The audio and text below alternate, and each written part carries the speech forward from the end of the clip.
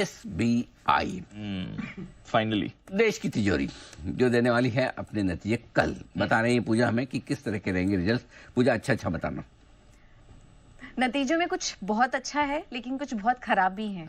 तो पहले अच्छी चीजें बता देती हूँ मैं कि इनका जो ग्रॉस एनपीए है उसमें कमी आएगी और 2.2% के नीचे ग्रॉस एनपीए आ सकते हैं।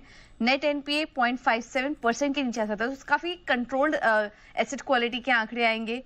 एडवांसेस और डिपॉजिट में कोई दिक्कत नहीं नजर आ रही है, वहां पर भी ग्रोथ काफी मजबूत नजर आ रही है इनके हर एक सेगमेंट में।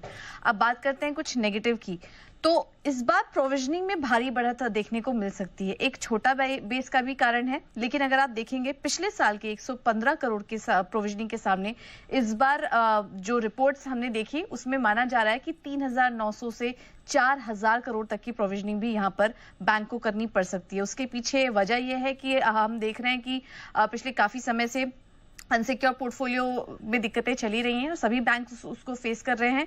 तो एक ईसीआर प्रोविजनिंग यानी कि एक्सपेक्टेड क्रेडिट लॉस के सामने उनको ये प्रोविजनिंग करनी पड़ सकती है। और पिछले क्वार्टर हमने ये भी देखा था कि उनके एग्रीकल्चर सेगमेंट में भी कुछ दिक्कतें आई थी, तो उससे रिलेटेड कमेंट्री क्या रहेगी इस पर भी नजर रहेगी। उसके सामने भी थोड़ी प्रोविजनिंग यहाँ पर बैंक को करनी पड़ सकती है। तो इतनी भारी प्रोविजनिंग के चलते हम देखेंगे कि एक कॉशियस कदम आप कह सकते हैं बैंक की तरफ से, उसका असर मुनाफे पर पड़ेगा। हालांकि मुनाफा तब भी हम एक्सपेक्ट कर रहे हैं कि 14.5% की ग्रोथ इस बार कंपनी के प्रॉफिट में रहेगी। तो ये कुछ अच्छी और बुरी चीजें हैं।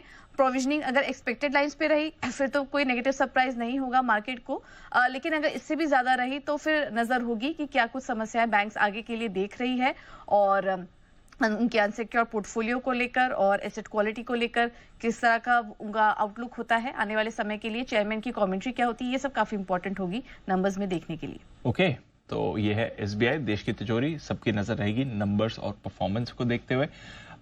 स्टॉक होल्ड आउट कर रहा है, नॉट बैड, 0.5% ऊपर है इस समय। कल आएंगे इसके नंबर्स। एक बार चार्ट चेक लेते हैं एसबीआई पर श्रीकांत जी से। श्रीकांत जी बताएं सर, एसबीआई के चार्ट पर आपका क्या व्यू है?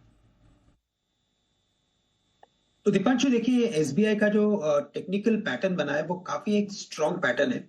एक ट्रायंगल फॉर्मेशन बना हुआ है और ट्रायंगल फॉर्मेशन में रिजल्ट आते आते ये अभी जो ट्रायंगल की जो अपर बाउंड्री होती है वहां पे आ चुका है, यानी कि रेजिस्टेंस में भी आ चुका है ये।